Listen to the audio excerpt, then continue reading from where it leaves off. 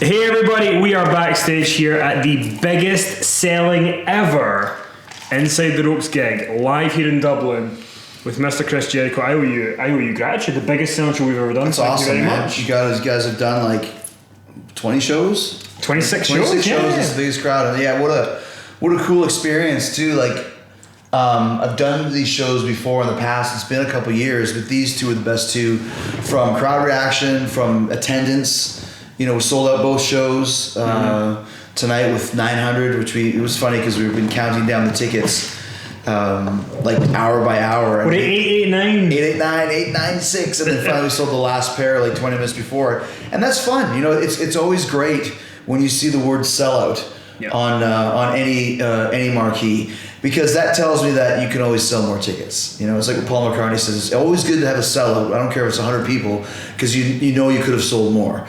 If you have 99, you know you could have sold 99. Yeah. So a sellout is a sellout, and it was two great shows and a lot of fun, so I really enjoyed it. And we're going to be coming back in the UK in 2018. Yeah. We're going to be doing a few shows there. Mm-hmm. Look out for that. People keep asking us, are you going to do Glasgow or Manchester, London? Yes, we are. Yes. But we don't have any dates confirmed yet, so stop hounding us. We are going to do it. We'll get it done. We'll get it too. The word of mouth for these two shows, I mean, they were just off the charts. So we were having the crack here in Ireland. Crack here in Ireland. Crack. I want to ask you first of all, because obviously Fozzy are back again with Judas, and like, when we were in the kind of meet and greet queue as well, I noticed that a lot of people, they weren't just saying, oh, I like Fozzy, but they were saying Judas specifically, and even like it's very catchy.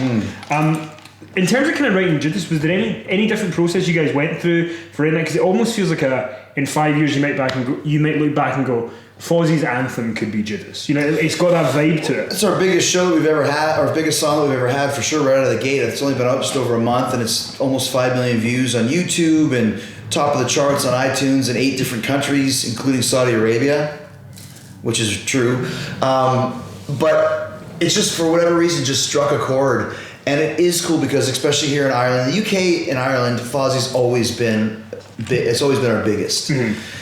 But the amount of questions and comments about Judas and Fozzy the last couple of days just really makes me realize even more now than ever. And writing-wise, it's like that's one of those songs that I had really nothing to do with. That was written by Rich Ward, our guitar player, and Johnny Andrews, our producer. And there was another guy that had written it. He was in another band, and they had started working on it. He quit the band, quit the business, so we kind of inherited the initial skeleton of the song. But it's something that everyone can relate to. I think that's why it's hooky, but it's the lyrically, you know, everything I've ever loved that pushed them all away, everyone I've ever loved that pushed them all away. It's the Judas in your mind, the betrayal of yourself, making the wrong decision, doing something wrong, fucking up when you know you could have done better. And I think we all relate to it. That's another reason why people really enjoy that song. And to sing that song, it's like I didn't write it, but I made it come to life. I sell it. Mm-hmm. In my voice, you can hear that betrayal and hear the emotion.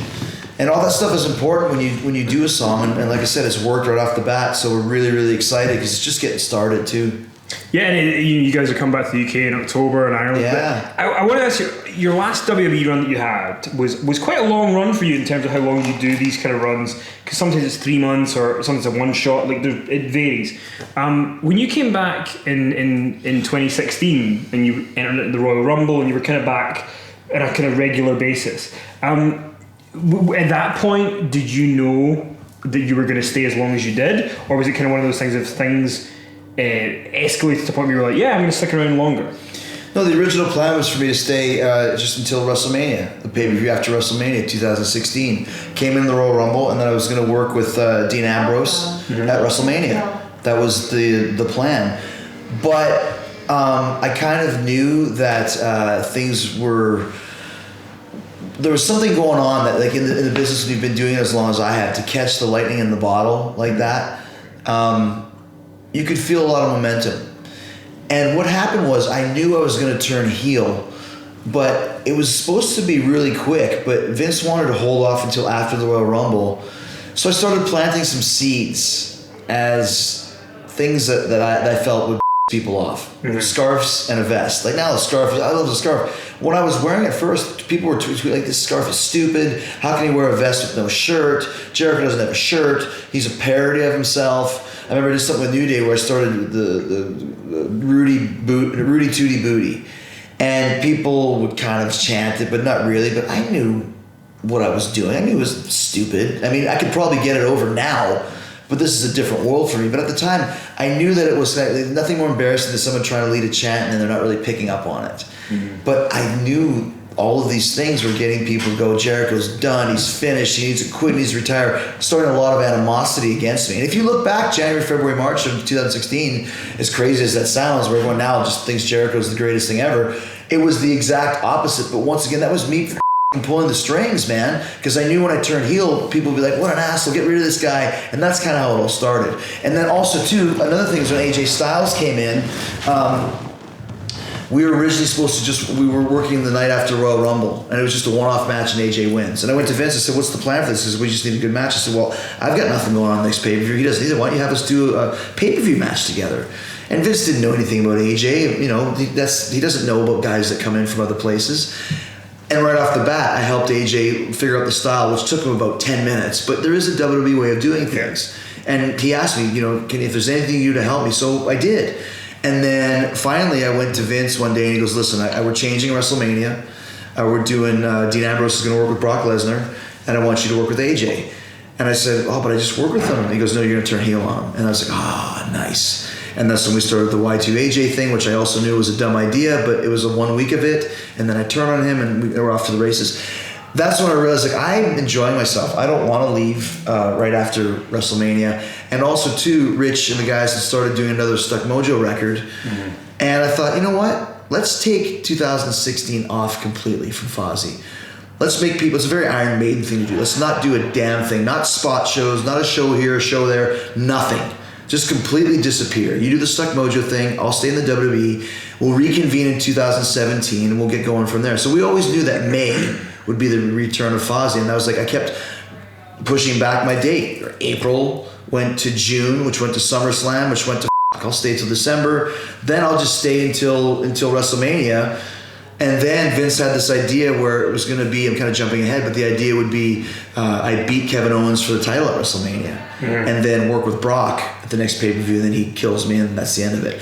So that's kind of how it all came about. So it ended up being 16 months when it was originally just supposed to be 4 because of all the cool stuff that started happening. It's kind of interesting you mentioned that, because we spoke to AJ a couple of weeks ago, and one of the things he talked about, we asked him, you know, what's your favourite WWE match you've had so far in your programme? And he talked about how every programme he's had got him to the next thing. And he mentioned that working with you he would not have got to Roman Reigns maybe without working with you. So, you know, he's come from TNA, and maybe Vince isn't as familiar with him. Didn't know he was. Did you take that as almost sort of a kind of, I want to work with this guy and really, make sure? Because this is what I do, and we talked about that today with the Fandango thing, and I love Fandango, by the way, and I love that program. But at first I didn't like it, but I didn't understand. But my job is to put people. It doesn't mean losing to them. It means putting them over, helping them understand how to work in the WWE system, building their stardom. Mm-hmm. And when AJ first came, Vince did not know him from a hole in the ground. And obviously I knew AJ Styles. I'd never touched him, never been in the ring with him, ever. But I obviously knew his reputation, knew what we could do, and we really started gelling. The first match was okay, second was okay, and we started really coming together. The tag team match we had, where I turned on him against the New Day, was 5 stars. The WrestleMania match we had was great, and the one we had the next night, the 4-way, me versus Owens versus AJ versus Cesaro for the number 1 contender, was a tremendous match. And that's when I basically got the Styles Clash unbanned, because it was banned. And I was like, I knew that Vince had heard somebody got hurt by the move, but I also knew that he probably didn't even know what the move was. He just knew the name, Styles Clash. So I pitched it to him as that cool move that AJ does where he drops you on your face. We did it at WrestleMania. We did it a couple times. I remember the first time I did it, I kicked out of it just so Vince could see it. And people were so mad at me. Oh, Jericho, you kicked out of the Styles Clash. It's all part of AJ's burial. I was like, shut the f*** up, you idiots. I'm helping this move get acclimated and unbanned from the WWE, which I did. The next month he's using it on the floor against Roman Reigns. So I knew that I could get AJ to a certain step. I knew I'd give it, and plus it's going to help me. I mean, fuck, being in the ring with AJ Styles ain't no shitty thing to do. It's great. It's AJ. And I'd never worked with him. I still get off on being in the WWE because I like working. I like wrestling. I don't do it for money. I don't do it because I have to. I do it because I want to. And working with a guy like AJ Styles just makes me feel even more creative and helps me get better. And kind of going off that, there's a perception with having some boys here, guys. Yeah. Grey Goose on the rocks. Yeah, boy. That's it. That's the Grey drink Goose to on the have. rocks, that's it. There's a perception with wrestling fans sometimes that, Vince doesn't like smaller guys or whatever, but there's exceptions over the years where he does push guys who are small or whatever. When AJ Styles came into WWE, I think a lot of people thought if he comes in, he might have a good run, but I don't think people quite thought he would make it to be WWE champion and all these different things. Did you kind of see it straight away with him that you were kind of like, this guy is world class? He could be WWE champion and be the face of a brand. Well, the thing that AJ really turned on when he got here was the personality. You know what I mean? And I think that was at first. Listen here, newsflash: wrestling ability doesn't fucking matter in the WWE, nor should it. WWE is wrestling, but it's like watching Walking Dead. Oh, it's a zombie show. No, it's not. It's a drama with the zombies as the background. Yeah. It's all about the characters and how they react and how they turn each other and all that sort of stuff. And zombies are kind of coming out. WWE is a drama with wrestling as a background. And I don't care how many 5-star matches you can have. If you don't have the connection with the audience and a connection with the viewer, you're never going to make it. And AJ came in, the king of 5-star matches, all that sort of stuff, but he had to connect with the crowd. And it was a little bit hard at first. And then he turned heel, and now people love him. And then he really got into his promos, and that's where he started to shine. And that's what you need. Same thing with Daniel Bryan. When he first came in, till the day he retired, his promos went from a 1 to 100. All of us. I mean, I had good promo when I came in, but not as good as it is now. You learn, and that's the secret of the wrestling business. And I'll tell anybody who goes, "Oh, Jericho doesn't know what he's talking about." I do know what I'm talking about. I know more than what I'm talking about more than anybody else. And you have to connect with the audience, and that's why even like the Young Bucks, when they go have these matches, in the States, where they take it easy and just do like comedy, people go nuts for it. And I bet you're going to see them do more of those matches than the Meltzer drivers and stuff, because that's where you get hurt, and you don't want to get hurt. Oh, it doesn't matter. Trust me, you don't want to get hurt, because then your career gets shorter and shorter. The more you can connect and do less, the longer your career will last, the more money you'll make, and the more creatively stimulated you'll be.